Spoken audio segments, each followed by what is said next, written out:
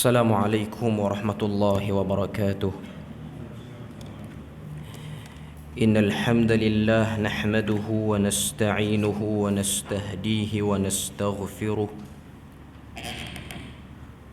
ونعوذ بالله من شرور أنفسنا ومن سيئات أعمالنا. من يهده الله فلا مضل له ومن يضلله فلا هادي له. أشهد أن لا إله إلا الله وحده لا شريك له وأشهد أن محمدا عبده ورسوله. يا أيها الذين آمنوا اتقوا الله وقولوا قولا سديدا يصلح لكم أعمالكم ويغفر لكم ذنوبكم ومن يطع الله ورسوله فقد فاز فوزا عظيما. الحمد لله الذي بنعمته تتم الصالحات. ربنا آتنا من لدنك رحمة وهيئ لنا من أمرنا رشدا. اللهم آت نفسي تقواها وزكيها وأنت خير من زكاها أنت وليها ومولاها.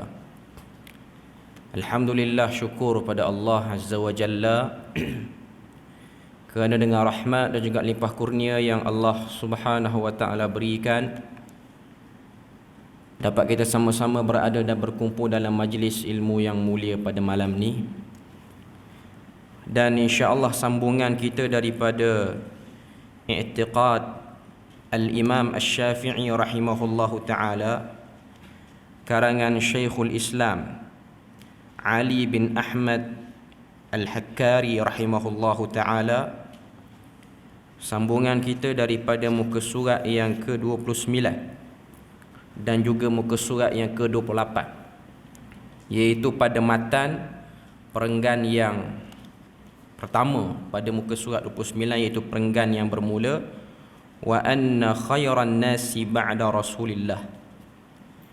Perbahasan kita sebelum ni kita dah bahas panjang tentang perkara-perkara yang berkait dengan iman, yang mana perbahasan tu berada pada muka surat 27 dan juga muka surat 26, iaitu ketika mana Al-Imamuna Asy-Syafi'i rahimahullahu ta'ala dia sebut wa ashhadu annal imana qaulun wa amalun wa ma'rifatun bil qalbi yazidu wa yanqus. Aku bersaksi bahawa iman itu adalah tutur kata, tingkah laku dan juga pengetahuan dengan hati, dan iman itu bertambah dan berkurang. Jadi itu perbahasan kita yang sebelum ni.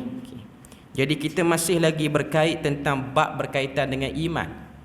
Kita dah bahas tentang perkara-perkara gaib, iaitu berkenaan dengan hari kiamat, berkenaan dengan melihat Allah Azza wa Jalla pada hari kiamat nanti, dan juga kedudukan zat Allah Azza wa Jalla seperti mana yang dah dibahaskan sebelum ni, dan juga berkaitan dengan qada dan juga qadar.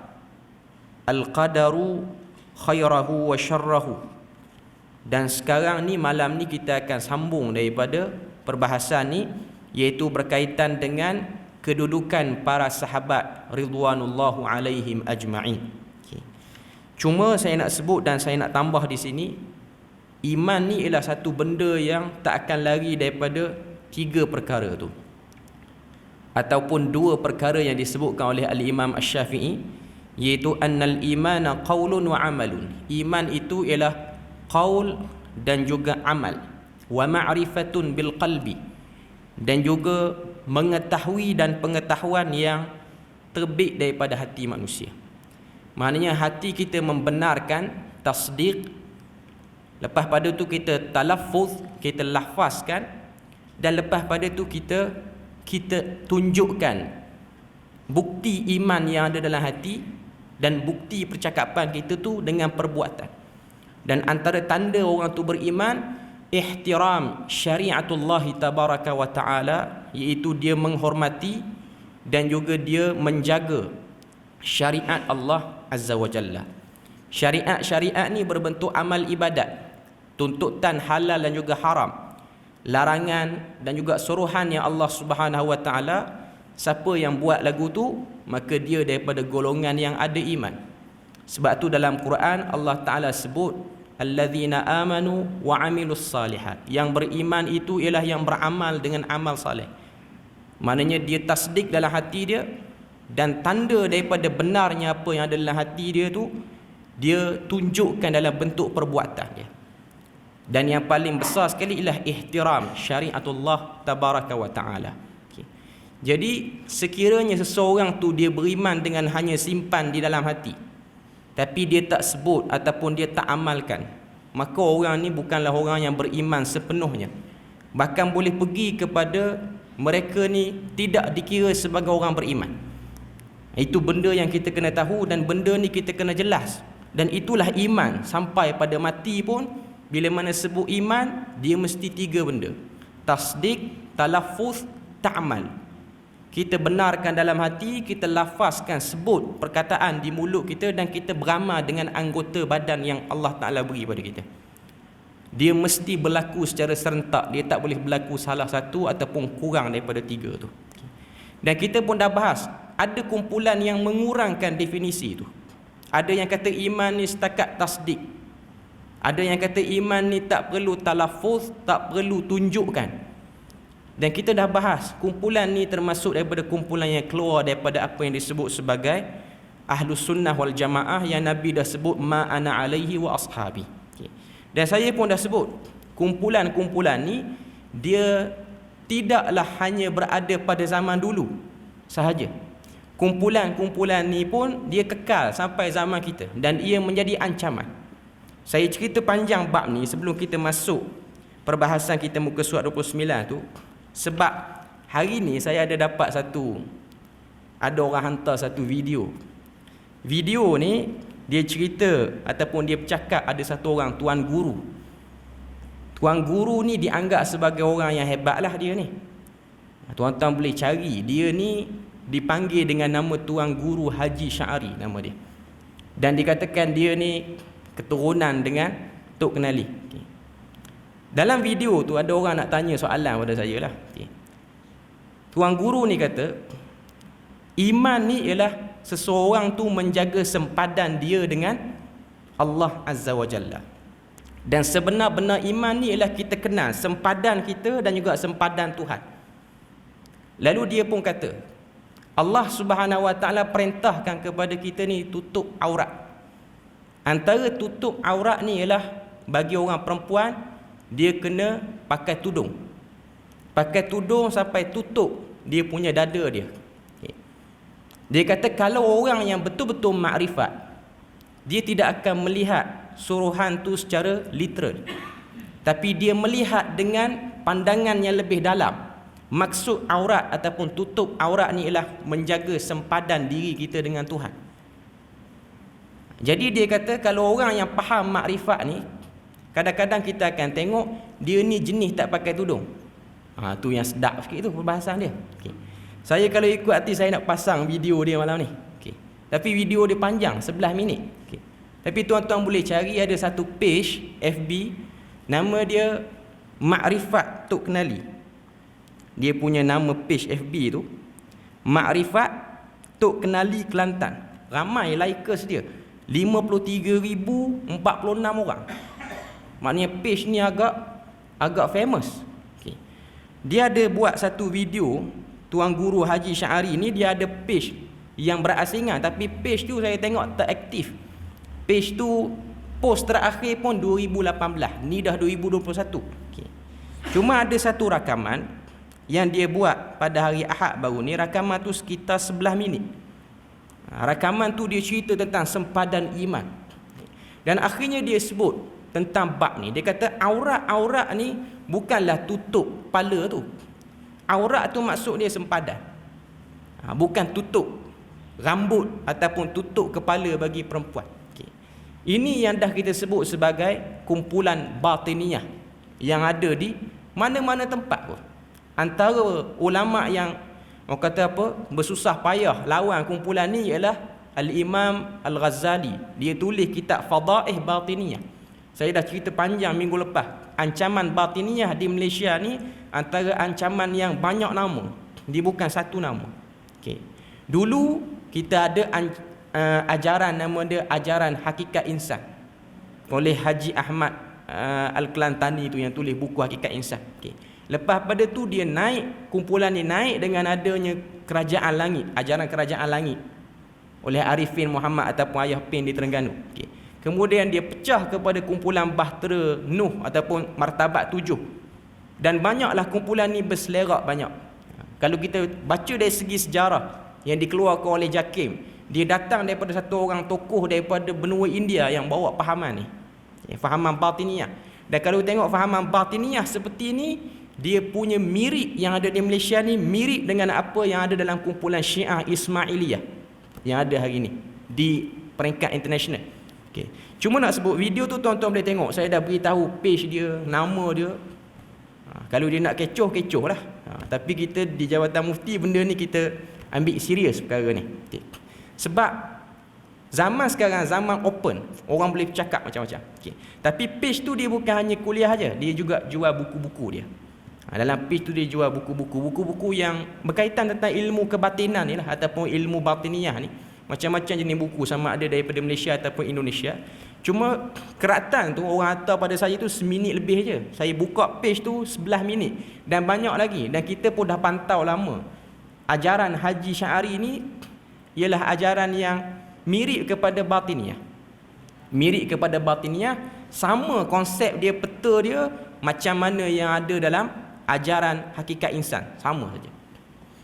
Yang mana dulu kalau kita tengok di Pulau Pinang dah keluarkan satu kenyataan khusus berkenaan dengan ajaran seorang penceramah nama dia Ustaz Wan Hizam ni, yang agak famous jugalah. Wan Hizam ni di belah utara, dikatakan dia dulu ni tukang masak di Langkawi, lepas tu dapat ilmu kok mana jadi guru makrifat.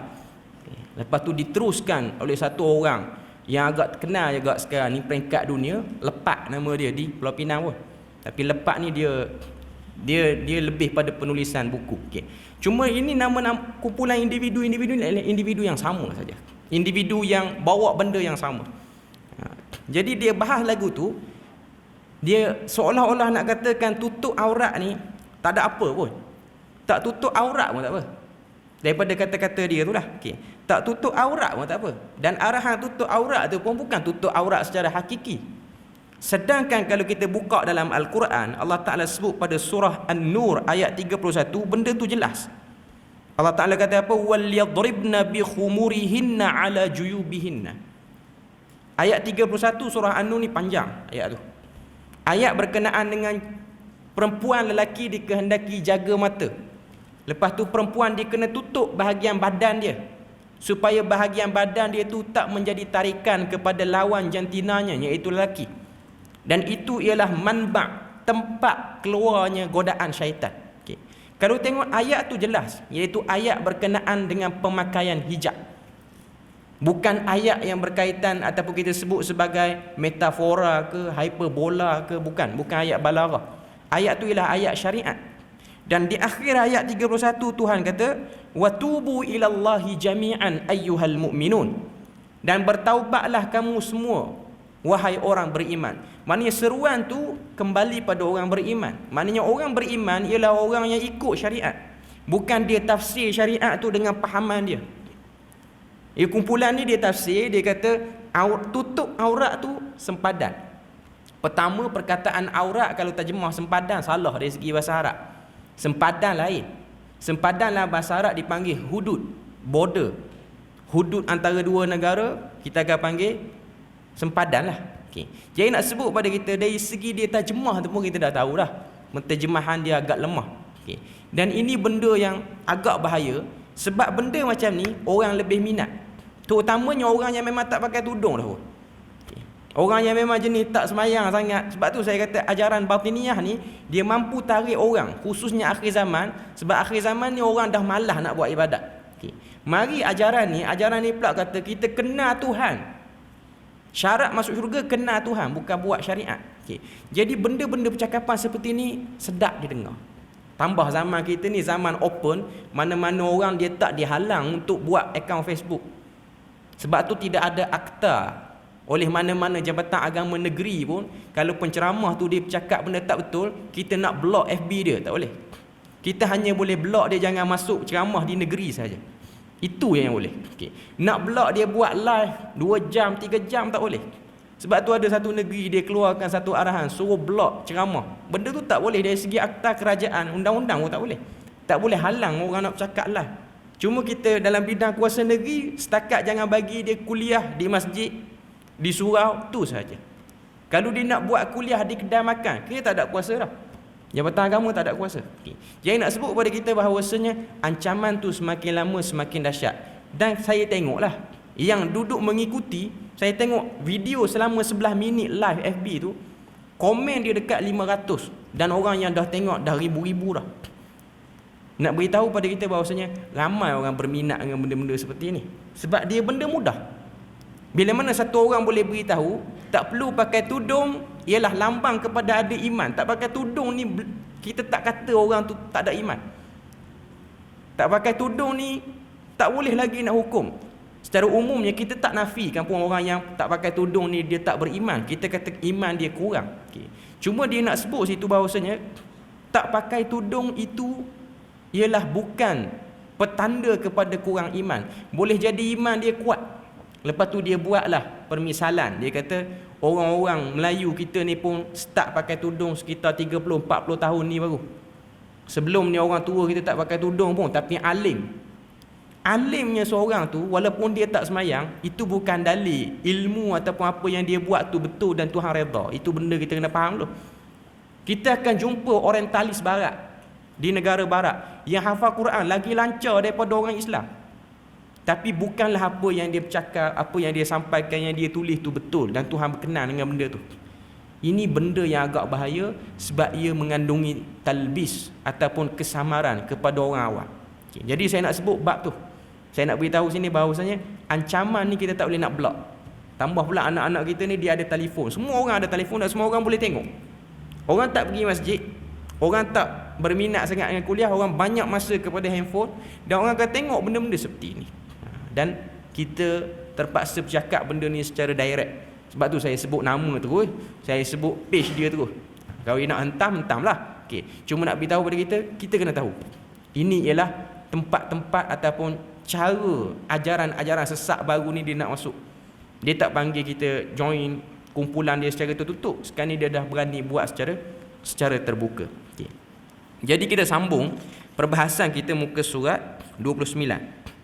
Perbahasan kita muka surat yang ke-29 pada perenggan wa anna khairan nasi ba'da Rasulillah sallallahu alaihi wasallam. Yang tu kita dah bahas. Okay. Kita baca bermula pada wa atawallahum wa astaghfiru lahum wa li ahli al-jamali wasiffina al-qatilina wal maqtulina wa jami'a ashabin nabiy sallallahu alaihi wasallam. Maksud dia muka surat yang ke-28, kata al-imamuna asy-Syafi'i rahimahullahu taala pada perenggan yang pertama tu, perenggan bahawa sebaik-baik manusia, permulaan terjemahan dia ialah aku menyayangi mereka. Wa atawallahum, maksudnya aku menyayangi mereka. Wa astaghfiru lahum, dan memohon keampunan buat mereka. Wa li ahlil jamal, dan juga para sahabat yang terlibat dalam perang Jamal. Wa siffin, dan juga perang Siffin. Al-qatilina wal maqtulin, baik yang membunuh maupun yang terbunuh. Wa jami'i ashabin Nabi sallallahu alaihi wasallam, dan keseluruhan sahabat Nabi sallallahu alaihi wasallam. Apa yang disebutkan oleh para ulama pada matan ni, kata Syekh Abdul Aziz Ar-Rajhi yang mensyarahkan matan ni, dia kata wali ahlil jamali was-siffin al-qatilin wal maqtulin wa li jami'i ashabin Nabi sallallahu alaihi wasallam, dan kepada para sahabat yang terlibat dalam perang Jamal dan juga perang Siffin, al-qatilin yang membunuh ataupun yang terbunuh, dua-dua. Okay. Wali jami'i ashabin Nabi, dan keseluruhan sahabat Nabi sallallahu alaihi wasallam, Maknanya Imam Syafi'i nak beritahu, aku sayang mereka, aku minta ampun pada Allah untuk mereka. Okay. Isu ataupun perkara berkaitan dengan perang Jamal ataupun perang Siffin ni. Okay. Kita tengok, perang Jamal ni dia berlaku sebab apa? Kedua-dua perang ni dia berlaku selepas daripada pembunuhan khalifah yang ketiga, iaitu Uthman bin Affan radhiyallahu anhu. Yang mana kita tahu Uthman bin Affan ini telah dibunuh oleh pemberontak yang datang daripada Mesir, yang digelar dengan nama kumpulan Al-Khawarij, ataupun sebahagian namakan dengan Al-Mutamarrid. Mutamarrid maksudnya kumpulan pelampau. Okay. Maknanya kumpulan tu datang dan dia buat kepungan dalam rumah, kepada rumah Uthman bin Affan pada waktu tu. Maka Uthman bin Affan pun telah dibunuh beramai-ramai. Sebab tu tak boleh nak trace siapakah yang bunuh, sebab dia orang masuk serentak. Dan kebetulan pada waktu tu para sahabat majoritinya melakukan haji di Mekah. Okay. Dan Uthman bin Affan telah dibunuh dalam keadaan sedang membaca Al-Quran. Dikatakan ayat yang dibaca pada waktu tu ialah satu ayat daripada surah Baqarah. Saya tak ingat ayat apa, cuma ayat tu dia bunyi fasayakfikahumullahu wa huwas samiul alim. Ayat-ayat terakhir daripada juzuk pertama. Lebih kurang 2 muka surat atau 3 muka surat pada juzuk pertama tu ada ayat fasayakfikahumullahu wa huwas samiul alim. Dia baca ayat tu, dia dibunuh ketika mana baca ayat tu. Ayat tu maksud dia apa? Maka cukuplah bagiku Allah, dialah Tuhan yang maha mendengar lagi maha mengetahui. Seakan-akan kematian Uthman bin Affan ataupun pengakhiran Uthman bin Affan ni nak beritahu dia tu baca ayat tu macam jawapan kepada fitnah yang orang dah letak pada dia. Sebab Uthman bin Affan telah difitnah dengan apa? Difitnah sebagai khalifah yang banyak memberi kelebihan kepada ahli keluarga terdekat, tak beri kepada orang lain. Uthman bin Affan jadi khalifah selama 12 tahun. Kalau kita tengok sebahagian pembenci kepada Uthman bin Affan, mereka akan riwayatkan, mereka akan hikayatkan, dan mereka kata Uthman bin Affan ni 6 tahun yang pertama elok pemerintahan dia, 6 tahun yang terakhir tak elok dah dia punya pemerintahan dia. Sebab tu kalau tengok sejarah ni pun dia sampai pada orang Melayu. Bahkan dulu pernah jadi silibus kepada STPM. Dalam silibus tamadun Islam tu kita terambil sejarah ni, sejarah yang tak jelas, sejarah yang telah memburukkan Uthman, sejarah yang telah memburukkan Muawiyah bin Abi Sufyan, dan sejarah yang melampau mengangkat Ali bin Abi Talib.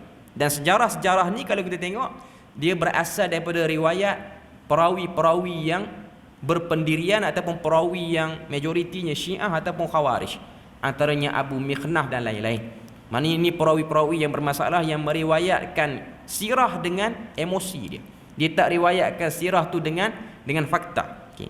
Jadi selepas daripada Uthman bin Affan dibunuh pada waktu tu, riwayat kata dia dibunuh, dia ditombak, maknanya kena lembing daripada atas ni, sebelah leher dia ni, dia ditikam sampai kepada celah kelangkang dia. Maknanya teruk lah. Sebahagian riwayat sebut lagu tu. Cuma Allah Ta'ala menjaga aurat Uthman bin Affan, tak tersingkap aurat dia. Dalam riwayat yang lain, Uthman bin Affan ni sebelum dia meninggal, sehari sebelum dia meninggal, dia mimpi. Dia beritahu kepada anak dia, dia beritahu kepada ahli kerabat yang terdekat. Dia kata, semalam aku bermimpi bertemu dengan Rasulullah, Abu Bakar dan juga Umar. Rasulullah kata pada aku, wahai Uthman, puasalah kamu pada hari ini dan kamu akan berbuka bersamaku di syurga. Itu hari terakhir, malam terakhir sebelum pada dia mati dibunuh. Okay. Dan dia termasuk daripada sahabat yang digelar sebagai syahid, sahabat yang mati syahid. Dan Nabi dah mengkhabarkan tentang kesyahidan Uthman bin Affan. Sebab tu kalau tengok ketika mana Nabi, Abu Bakar, Umar dan Uthman naik atas bukit Uhud, dia ada satu riwayat Muslim, naik atas bukit Uhud, tiba-tiba gunung Uhud tu bergegar. Nabi pun kata, usbut ya Uhud, tetaplah kamu wahai bukit Uhud, fa inna alaika nabiyyun, kerana di atas kamu ni adanya nabi, wasiddiqun, dan seorang yang siddiq, wasyahidan, dan 2 orang yang akan mati syahid. 2 orang mati syahid tu merujuk kepada Umar dan juga Uthman. Umar pun mati dibunuh oleh Abu Lu'lu'ah, seorang Majusi. Riwayat kata ketika mana Umar tu dibunuh, ditikam, dia nak naik salat subuh. Dia jadi imam salat subuh. Dan dia ditikam daripada belakang dengan beberapa tikaman. Sebahagian riwayat kata 9 tikaman. Tikaman itu menyebabkan hampir terkeluar dia punya isi perut dia. Hampir terkeluar. Okay. Dan Umar Al-Khattab, dia solat lagi dalam keadaan kena teruk tu. Dan kalau kita tengoklah riwayat ni, kita nak cerita tentang kehebatan para sahabat. Ketika mana Umar Al-Khattab, dia dah terbaring dah, darah dah banyak dah keluar. Datang seorang pemuda, ramai orang yang datang. Cuma dia perasan ada satu orang pemuda, dia mari nak macam nak takziah ataupun nak jumpa Umar for the last time lah. Okay. Dia tengok Umar dan Umar tengok dia dalam keadaan Umar tu sakit. Duk menahan sakit, nazak dah pada waktu tu. Umar tengok dia pakai jubah dia bawah pada buku lali, labuh. Okay. Umar kata pada dia, Umar waktu tu nazak dah.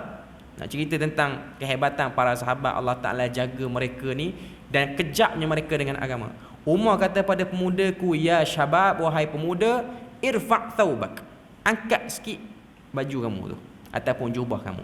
Fa innahu anqa wa atqa, kerana orang yang pakai jubah atas pada buku lali ni ianya lebih bersih, maknanya lebih selamat pada kena kotor, wa atqa, dan ia lambang pada takwa. Walaupun waktu tu nazak dah, kalau dia tak tegur pun tak ada apa pun sebenarnya, cuma nak sebut kata apa, ismah, Allah Ta'ala jaga para sahabat ni saat akhir pun masih lagi hidup sebagai orang yang membela syariat dan nak kempen orang ikut pada sunnah Nabi sallallahu alaihi wasallam. Okay. Jadi balik pada cerita Uthman bin Affan. Bila mana Uthman bin Affan dibunuh, pada waktu tu berlaku sedikit masalah dan juga sedikit fitnah, iaitu para sahabat pening nak uruskan yang mana? Nak uruskan siapakah pembunuh Uthman ataupun nak uruskan perlantikan khalifah yang keempat. Mudah ceritanya, yang dibuat dulu ialah perlantikan khalifah yang keempat sebelum dikebumikan Uthman. Dan itu memang menjadi tata cara umum kepada mana-mana pemerintah yang meninggal ataupun yang wafat. Sebelum dia dikebumikan, disalatkan, perlu berlaku perlantikan kepada khalifah baru. Sebab tu kalau tengok ketika mana Nabi wafat, sebelum jenazah Nabi dimandikan, jenazah Nabi ni dikafankan dan disalatkan, apa yang berlaku? Sedikit kekecohan di Thaqifah Bani Sa'idah di Madinah. Nak lantik siapa jadi khalifah pada waktu tu?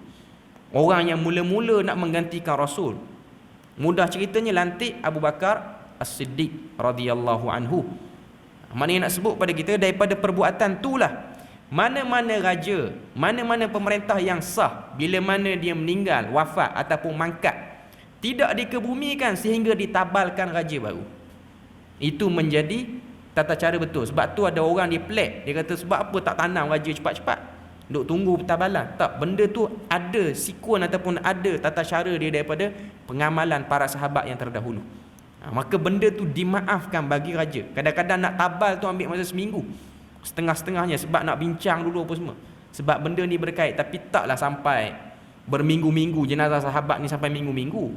Cuma nak sebut keadaan pada waktu tu mereka fokus yang mana. Akhirnya diangkatlah Ali bin Abi Talib dalam keadaan orang Islam ni ada dua kumpulan. Satu kumpulan tidak pro kepada Uthman, satu kumpulan pro kepada Uthman. Maksudnya mereka ni sayang Uthman bin Affan. Dan yang menjadi orang kata apa, pelopor kepada kumpulan pro Uthman ni pada waktu tu ialah Aisyah radhiyallahu anha. Aisyah radhiyallahu anha ketika mana dia telah dengar berita dibai'ahnya Ali bin Abi Talib menjadi khalifah pada waktu tu. Dan Ali bin Abi Talib pun dia jadi orang kata apa, dia macam kalut sikit sebab pada waktu tu ada banyak isu. Okay. Pertama, dia nak uruskan pemerintahan. Yang kedua, nak cari siapa khawarij yang duk bunuh Uthman bin Affan. Okay. Cuma dalam kepala Ali bin Abi Talib ni, dia lebih nak fokus penyatuan orang Islam. Lepas pada tu baru nak bincang siapa ataupun nak cari siapa yang bunuh Uthman bin Affan. Aisyah tidak macam tu. Aisyah dia kata, aku nak bereskan yang ni dulu, siapa pembunuh. Baru nak bincang tentang, nak bereskan perselisihan faham yang berlaku di kalangan umat Islam pada waktu tu. Okay. Jadi bila mana dah ada dua kumpulan, dan kumpulan ni pun yang jadi kepala dia bukan orang-orang biasa, yang jadi kepala dia ialah sahabat yang besar, Aisyah dan juga Ali bin Abi Talib. maka berlakulah pro Aisyah dan juga pro Ali bin Abi Talib pada waktu tu. Okey. Dan Ali bin Abi Talib ketika mana dia jadi khalifah, apa yang dia buat? Dia ubah pemerintahan, pusat pemerintahan negara daripada Madinah dia ubah ke Kufah. Ketika mana dia buat arahan ataupun dia buat pilihan nak ubah ke Kufah ni, seorang sahabat yang mulia yang berbangsa Yahudi, nama dia Abdullah bin Salam. Abdullah bin Salam ni dia kata kepada Ali bin Abi Talib, dia kata, wahai khalifah, wahai Amirul Mukminin, sekiranya kamu ubah pusat pemerintahan orang Islam daripada Madinah ke Kufah, ketahuilah selepas pada ni pemerintahan orang Islam tak akan balik semula ke Madinah. Kata-kata Abdullah bin Salam ni dia betul. Sebab tu para ulama sebut sahabat kedua yang kuat firasat selepas Umar Al-Khattab ialah Abdullah bin Salam. Okay. Kalau kita tengok hari ni kerajaan Arab Saudi, bila mana dia dapat tanah semenanjung tanah Arab tu, apa yang dia buat?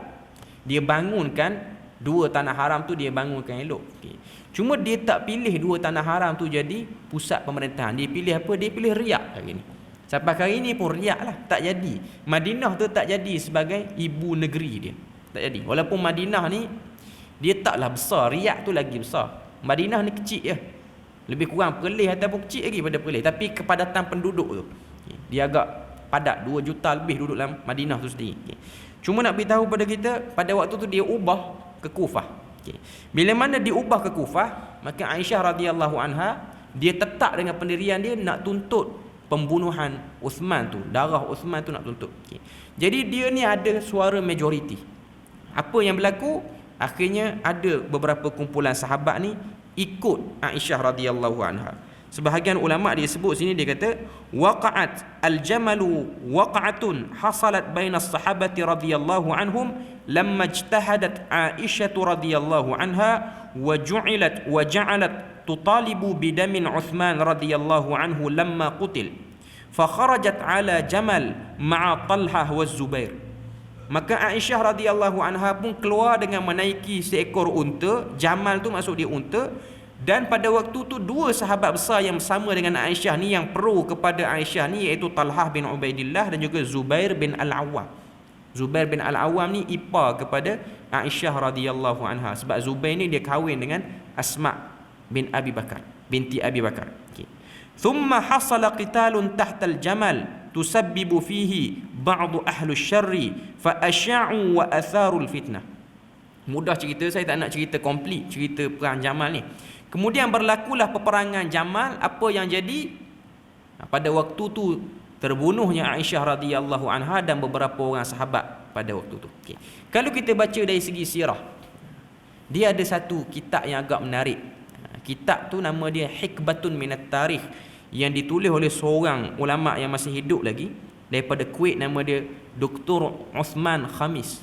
Dr. Uthman Khamis ni, dia ni Syiah Kuwait tak suka dia.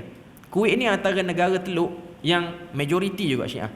Dia macam Bahrain. Sebab tu kau tengok Bahrain, pemerintah dia Ahlu Sunnah wal Jamaah. Cuma dia punya rakyat tu majoritinya, kata apa, majoritinya Syiah. Orang-orang Malaysia kita yang kerja oil and gas, yang duduk kawasan Dammam. Dammam ni sempadan Saudi dengan Bahrain. Kita boleh tengok Husainiyah, tempat-tempat orang Syiah lah. Okay. Dan Saudi pun ada tempat Syiah sebenarnya. Kalau kita tengok Saudi ni ada satu negeri nama dia Qatif. Qatif ni 90% Syiah di situ. Tapi mereka ni warga negara dia orang, warga negara Saudi lah. Dia punya, kita jangan ingat Saudi tu keseluruhannya okey bila ikut pemerintah. Ada juga yang tidak bersama dengan pemerintah. Dan ada satu orang ayatullah yang berasal pada kawasan tu telah dikenakan hukuman gantung oleh kerajaan Saudi dulu. Hukuman pancung. Okay. Cuma nak beritahunya, kumpulan ni masih hidup ada lagi lah. Kita jangan nampak Iran je dia punya pot dia. Bahkan kalau kita tengok populasi Syiah yang paling ramai di dunia hari ni di mana? Di India dan Pakistan. Walaupun Iran tu ialah sebuah daulah mustaqillah, sebuah negara yang dia sendiri kata negara tu negara Syiah, macam Lubnan, dia nak dakwa benda tu. Okay. Tapi dia tak seramai, penganut tu tak seramai di India dan Pakistan. India lagi ramai lah. India lagi ramai. Sebab tu kalau tengok bila mana Khomeini dia berjaya jadi wilayatul faqih, dia pergi rasmi satu tempat di India ni, Nama dia, tempat tu berada di Uttar Pradesh. Saya pernah sampai tempat ni. Tempat tu dikatakan ada kubur Hussein bin Ali. Sebenarnya Hussein bin Ali jauh dengan India, tak kena-mengena dengan India pun. Tapi dia dakwa ada satu tempat nama dia Imam Bara situ. Tapi kawasan tu kawasan Uttar Pradesh. Tuan-tuan tahu Uttar Pradesh ni siapa asal situ? Maidin, kedai Maidin tu. Dia orang Uttar Pradesh. Tapi saya tak kata dia Syiah. Okey. Saya nak beritahu maknanya famous lah Uttar Pradesh ni, di kawasan dekat dengan New Delhi. Okey. Cuma nak beritahu di situ ada satu tempat Imam Bara Chota Bara ni. 10 Muharram hari Ashura kita akan tengok. Daripada 1 sampai 10 tu dia akan buat perayaan yang luar biasa. Sini Syiah yang brutal punya Syiah. Bukan Syiah yang macam Ismailiyah ni, Syiah je ni nak berzikir, tak kutuk sahabat sangat. Yang ni memang kutuk sahabat dan dia ada buat ritual yang pelik-pelik. Antara ritual yang dia buat ialah memanah kuda putih ataupun unta sebagai perlambangan memanah Umar Al-Khattab dan juga Aisyah radhiyallahu anha. Dan dia akan buat satu kemah besar. Kemah tu dia joget lah 10 hari nak masuk hari Ashura tu. Okay. Dia berjoget situ dan mudah ceritanya dia berlaku zina secara besar-besaran. Dia orang akan tarik satu kemah besar. Kemah tu gelap, tak ada lampu apa. Dia orang duduk campur lelaki perempuan dan dia akan tarik mana-mana perempuan lah. Okay. Kadang-kadang tertarik tu ialah anak sendiri dan mereka buat hubungan. Dan mereka kata perbuatan tu tak berdosa sebab perbuatan tu ditanggung oleh Imam 12. Itu kepercayaan dia orang. Okay. Cuma nak beritahu ini kumpulan yang brutal lah di India tu sendiri. Okay. Jadi dalam peperangan Jamal ni lah berlakunya selisih faham. Kalau kita tengok dari segi sejarah, Dr. Uthman Khamis dia tulis buku tu Hikbah Minat Tarikh, dah ada terjemahan dalam bahasa Indonesia. Dia beri tajuk inilah faktanya. Dia cerita balik sejarah yang betul, bermula daripada pembunuhan Uthman sampailah kepada pembunuhan Hussein bin Ali di Karbala. Cerita sejarah yang detail, bukan sejarah yang salah faham tu, yang perawi Syiah duk bawa tu. Okay. Jadi dia cerita dalam tu ketika mana Aisyah radhiyallahu anha belum sampai di Kufah lagi dan Ali bin Abi Talib duk berada di Kufah. Dua-dua sahabat ni dihantar wakil untuk bincang. Bila mana hantar wakil untuk bincang, akhirnya capailah kata sepakat, Aisyah pun setuju nak berpatah balik semula ke Madinah. Okay. Bila mana Aisyah radhiyallahu anha nak berpatah balik ke Madinah, malam sebelum dia patah balik siang hari ke Madinah tu, kumpulan Khawarij yang masuk dalam tentera Aisyah sikit, masuk dalam tentera Ali sikit, mereka kacau bilaukan dan akhirnya kedua-dua kumpulan tu bertelagah dan akhirnya berlaku peperangan.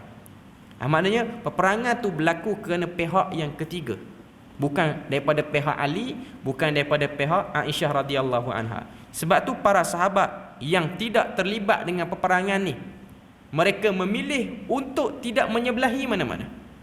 Yang paling tepat sekali ialah kita tak kata sepatutnya Aisyah ni dia tak keluar. Kita tak boleh kata juga lagu tu.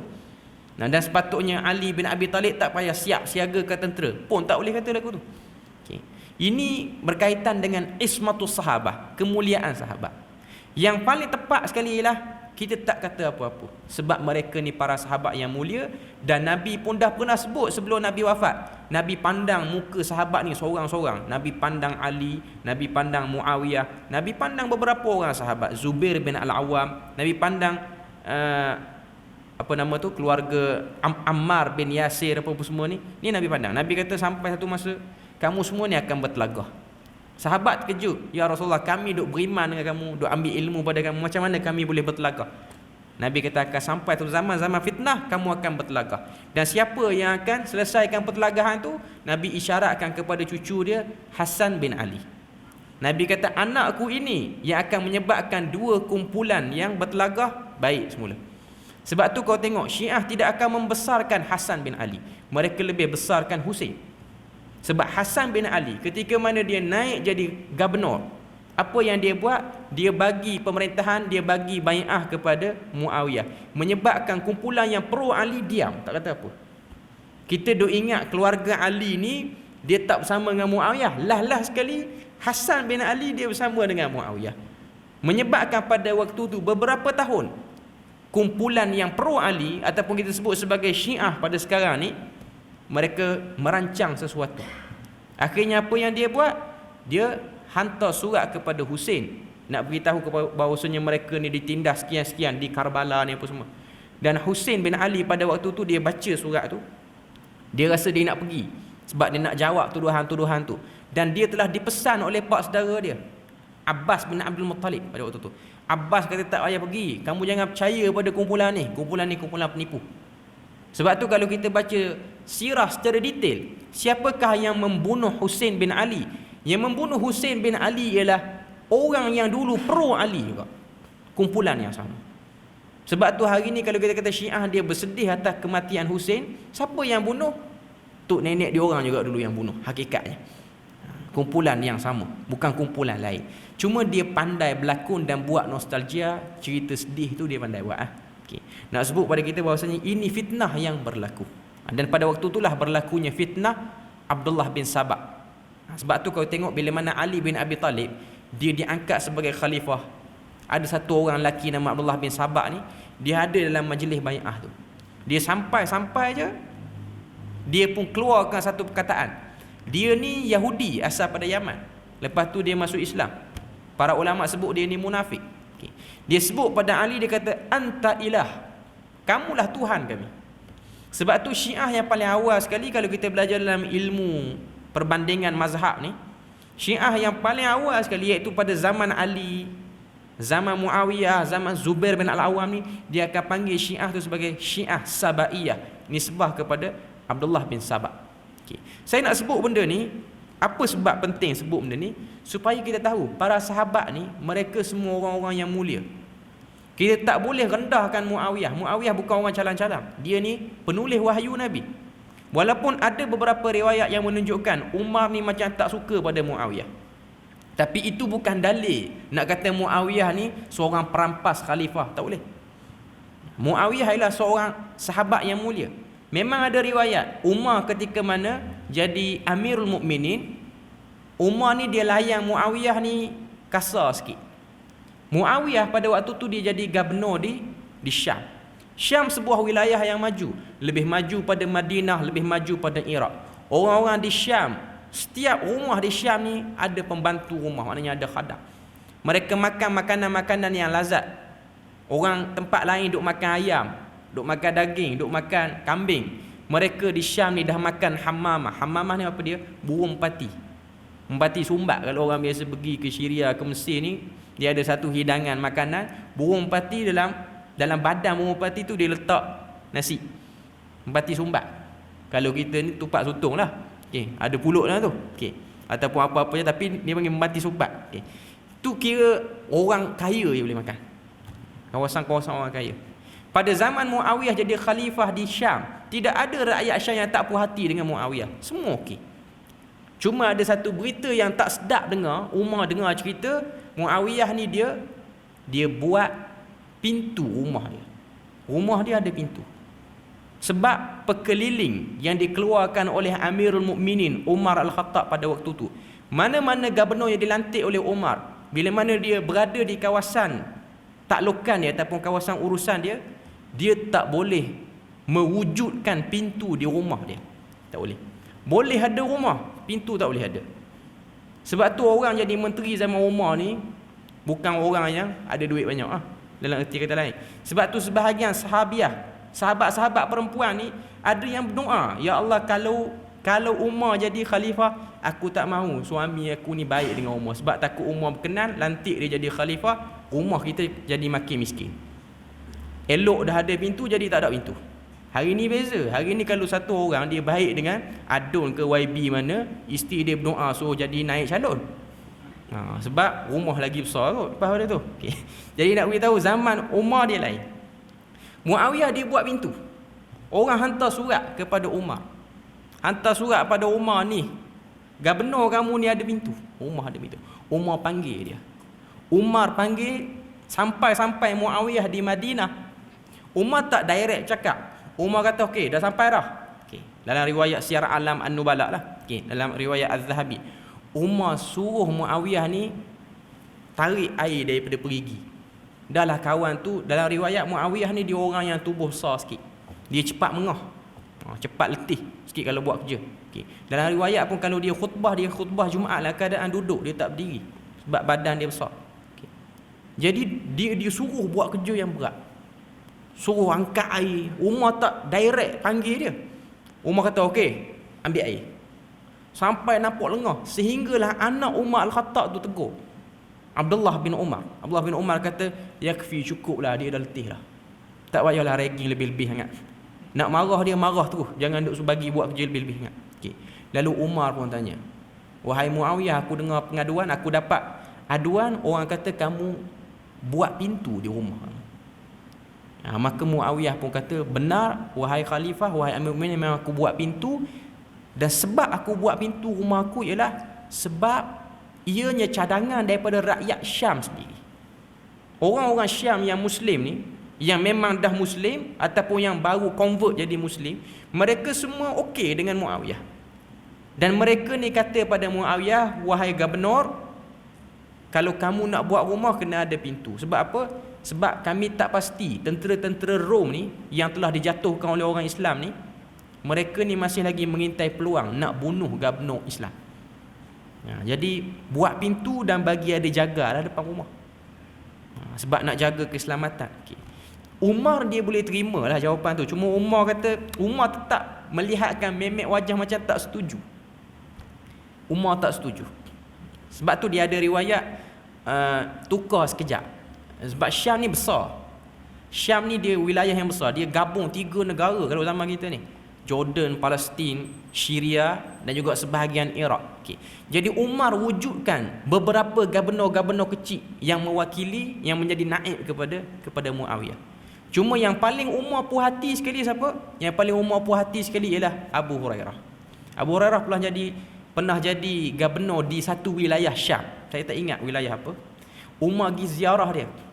Umar pergi ziarah dia waktu malam. Tolak rumah dia tu. Rumah dia ingat ke pintu, rupa-rupanya lansir daripada guni. Okay. Bercakap dengan Abu Hurairah dalam rumah, gelap. Tak ada lampu. Tak tahu ada orang tak, tapi dengar suara dia. Umar duk raba-raba dalam rumah dia, takut ada perabot mahal ni. Takut nak buat pengaduan. Umar terpeganglah tempat duduk kuda yang dia letak atas kuda ataupun atas unta. Itu pun daripada kulit yang dah lama kerah. Lepas tu adalah satu selimut tu pun nipis je.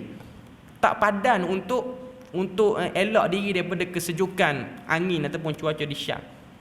Lalu Umar kata, wahai Abu Hurairah, kenapa sampai macam ni? Aku bagi kamu gaji, tak salah, bukan aku marah buat pintu ni sampai tak bagi ada apa-apa dalam rumah. Kamu ni teruk sangat sampai tak ada apa dalam rumah. Kosong rumah. Rumah gelap, tak ada lampu, tak ada apa, pelita pun tak ada. Sebab duit tu semua diinfak pada orang. Duit tu semua diinfak pada orang. Cuma Abu Hurairah ni orang yang sangat, orang kata apa, orang yang sangat zuhud lah. Lepas daripada kewafatan Umar, barulah Abu Hurairah ni balik semula jadi guru hadis di Madinah, baru dia kaya sikit. Okay. Cuma nak beritahu, Abu Hurairah ni Umar puas hati pada dia. Saya sebut cerita sahabat-sahabat ni nak beritahu pada semua tuan-tuan yang ada, sahabat Nabi ni kita tak boleh rasa syak dan curiga walaupun seorang. Sebab apa yang nak kita bahas malam ni, qaul Imam Syafi'i ni lah nak beritahu pada kita, jangan syak kepada sahabat. Bahkan kita dituntut untuk menyayangi mereka, kita dituntut untuk minta ampun pada mereka. Dan saat sebut nama para sahabat, kena sebut dengan lafaz taradi radhiyallahu anhu. Saya dah sebut sebelum ni, para sahabat Nabi ni sekitar berapa orang? Sekitar 140,000 orang. Berdasarkan riwayat daripada Jabir, ketika mana Nabi buat haji Hajjatul Wada', bilangan sahabat secara anggaran lebih kurang 140,000 pada waktu tu. Okay. Kita sambung sikit lagi kita punya matan kita ni. Was-sam'u wat-ta'ah li ulil amri ma damu yusallun wal wulatu la yakhruj 'alaihim bis-sayf wal khilafatu fi Quraisy. Okay. Terjemahan dia pada perenggan yang bermula bahawa, perenggan kedua muka surat 28, bahawa wajib memberi taat setia kepada para pemimpin selagi mana mereka mendirikan salat, tidak boleh keluar memberontak ke atas pemimpin dengan pedang, dan khilafah itu pada Quraisy. Okay. Jadi dalam matan ni dia nak cerita pada kita tentang pendirian kita sebagai Muslim terhadap pemimpin. Kita tengok sikit apa yang disyarahkan dalam syarah para ulama disebut sini. Was-sam'u wat-ta'atu li ulil amri madamu yusallun, yakni wa u'minu bis-sam'i wat-ta'ah li ulil amri madamu yusallun, wa dhalika amalan biqaulillahi ta'ala ya ayyuhalladzina amanu athi'u allaha wa athi'ur rasula wa ulil amri minkum. Okey, ayat daripada surah An-Nisa ayat 59. Okey, kata para ulama, dia kata maksud kata-kata Imam Syafi'i ini was-sam'u wat-ta'atu li ulil amri madamu yusallun, taat, dengar, setia kepada pemerintah negara tu selama mana kita melihat dia bersalat. Ini ialah seperti mana perintah Tuhan dalam surah An-Nisa ayat 59. Allah Ta'ala kata ati'ullah wa ati'ur rasul wa ulil amri minkum. Taatlah pada Allah, taatlah pada Rasul dan juga kepada pemerintah daripada kalangan kamu, selama mana pemerintah itu taat pada Allah dan Rasul. Itu kaedah yang betulnya. Wa amalan bil ahadits allati fiha al-amru bis-sam'i wat-ta'ah li ulatil umur kama fi sahihain, dan beramal dengan hadis yang telah disebutkan oleh Nabi berkenaan dengan taat setia kepada pemimpin, iaitu hadis yang diriwayatkan dalam dua kitab sahih, as-sam'u wat-ta'atu 'alal mar'il muslim fima ahabba wa kariha. Kata Nabi, taat setialah kamu kepada pemimpin Muslim pada apa yang kamu suka yang dia buat ataupun apa yang kamu tak suka dia buat. Maksudnya selama mana pemimpin tu Muslim, apa yang dia buat tak berkenan, kita sebagai rakyat daripada hukum asalnya kita kena taat. Okay. Taat sini maksudnya kita dengarlah, kita patuhi. Tapi taat di sini tidaklah menjadi dalil kita tak boleh kritik dia. Ini benda yang kita kena faham dulu. Okay.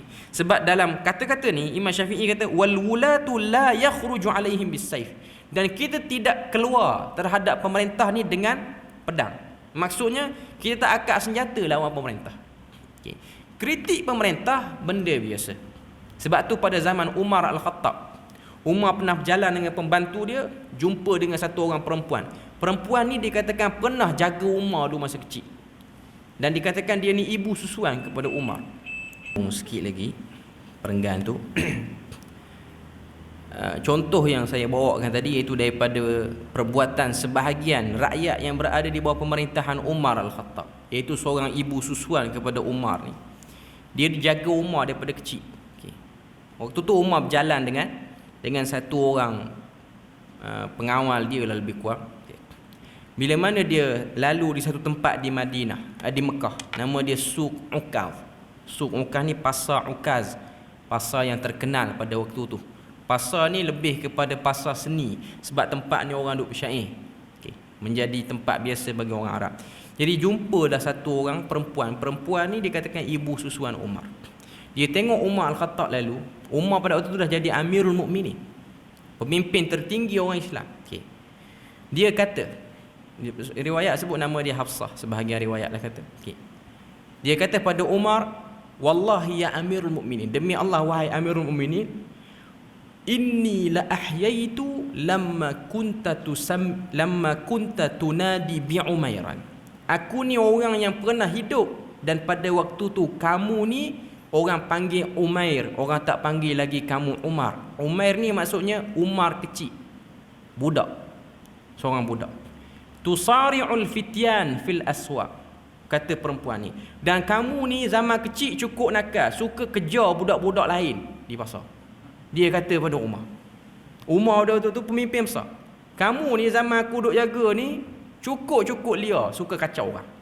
Okay. Sebab dia Umar daripada kecil dia dah ada, orang kata apa, tubuh badan dia tu dah agak besar dah. Dah agak orang kata macam orang dewasa dah. Okey. Apa dia kata pada Umar? Aku nak pesan pada kamu wahai Umar. Dia sebut isma' minni, dengar pada aku wahai khalifah. Dia kata ittaqillah, kamu bertakwa pada Allah. Apa yang kamu buat ini dilihat dan didoakan oleh semua makhluk, termasuk yang ada di langit. Lepas tu pembantu Umar kata, laqad kassarti ya ummah, wahai ibu, kamu ni macam lebih dah cakap dengan Amirul Mukminin lagu ni. Tuan-tuan boleh bayang, orang mari dengan kerajaan rasmi, Tuan-tuan lain, tuan-tuan buat macam tu pada PM. Dia mari pilih Muhyiddin tolong ingat Tuhan sikit. Direct sebut lagu tu. Kalau dia okey, dia boleh terima lah. Okay. Cuma nak beritahu pada kita, Umar kata pada pembantu dia, biarkan dia. Apa yang dia sebut itu ialah didengar oleh Tuhan yang berada di atas langit. Itu kata-kata Umar. Sebab perempuan ni ada satu ayat Quran turun kerana dia. Maknanya Umar kata jangan pandang rendah pada perempuan ni. Zaman Nabi hidup dulu ada satu ayat Quran turun kerana dia, iaitu ayat berkaitan dengan zihar, berkaitan dengan menziharkan isteri. Zihar ni tak berlaku dalam masyarakat kita, berlaku dalam masyarakat Arab ya, bab nikah cerai ni apa semua. Okay. Cuma nak sebut pada kita, Umar dia boleh terima kritikan, dan ini tak dipanggil sebagai lawan pemerintah. Kritik pemerintah benda biasa. Okay. Yang jadi tak betulnya ialah memerangi pemerintah. Okay. Macam yang berlaku pada zaman Uthman. Maknanya ada satu kumpulan, dia cuba buat satu gerakan, kita nak jatuhkan pemerintah, bukan setakat jatuhkan dengan orang kata apa, dengan pilihan raya, ni nak pergi serang nak angkat senjata, bawa senjata duduk depan rumah pemerintah. Okay. Itu yang dilarang. Dalam hadis ni, dalam kata-kata Imam Syafi'i dia sebut lagu tu. Dan dalam hadis Nabi kata malam yu'mar bi ma'siyah, selama-lamanya pemerintah tak suruh kepada maksiat, fa idza umira bi ma'siyah, bila mana dia suruh kamu dengan maksiat, fala sam'a wala ta'ah, maka tidak ada lagi dengar ataupun taat setia kepada pemerintah tu. Okey. Jadi nak sebut pada kita, taat pada pemerintah dan bertahan dengan pemerintah ni selama mana dia tu madamu yusallun. Kita nampak dia solat. Dia seorang pemerintah yang salat. Mana kita nampak, bukanlah salat 5 waktu, maksudnya mana kita nampak dan ada orang beritahu, aku pernah tengok dia salat. Hari ni pemerintah datang sembahyang Jumaat apa semua, mana kita nampak dia salat. Okey. Walaupun dia korupsi ke apa ke benda, itu hukum asal dulu. Okey. Dan kita boleh kritik corruption yang dia buat. Okey. Tapi kita tak jatuhkan dia dengan cara yang tak betul. Tak jatuhkan pemerintah dengan cara yang tak betul. Jatuhkan dengan saluran yang betul. Mana kalau kita tak puas hati dengan pemerintah mana-mana, bukanlah kita beli senapang siap-siap duduk depan pintu Putrajaya tu, tunggu kereta keluar kita nak tembak. Itu maksud keluar ataupun lawan pemerintah. Adapun kritik, ini pemerintah dia kena terima. Cuma ada sebahagian orang dia salah guna, sebab ni kata tak boleh kritik langsung. Kritik tu boleh. Yang dilarangnya ialah buat satu gerakan jatuh pemerintah dengan jalan yang haram. Itu yang dilarang. Wal khilafatu min Quraisy wal khilafatu fi Quraisy, dan sebaik-baik khalifah itu, pemimpin itu ialah daripada Quraisy. Maknanya nak sebut pada kita, sebaik-baik pemimpin ialah yang dekat dengan keturunan Nabi sallallahu alaihi wasallam, sebab Nabi sebut al-a'immatu min Quraisy, sebaik-baik pemimpin tu daripada Quraisy. Okey. Ini kau tengok di negara kita ni, kita beramallah dengan benda tu. Sebab kita kena tahu pemerintah di Malaysia ni yang paling tinggi ialah raja-raja dulu. Perdana menteri besar ni ialah wakil kepada raja. Dan majoriti raja-raja kita di Malaysia ni, taklah semua, tapi adalah nasab keturunan, termasuk Perlis ni pun. Kalau tengok dari segi silsilah dia apa-apa semua. Dan saya pun pernah pergi sampai di Hadramaut Yaman ni, pernah sampai ke makam Muhammad bin Hassan Jamalullail yang mula-mula guna gelaran Jamalullail ni. Dia asal daripada Tarim, Hadramaut. Okay. Sebab apa panggil Jamalullail? Sebab dia ni orang yang selalu duduk nampak di masjid. Hassan Jamalullail, Imam Hassan Jamalullail, kalau saya tak silap lah.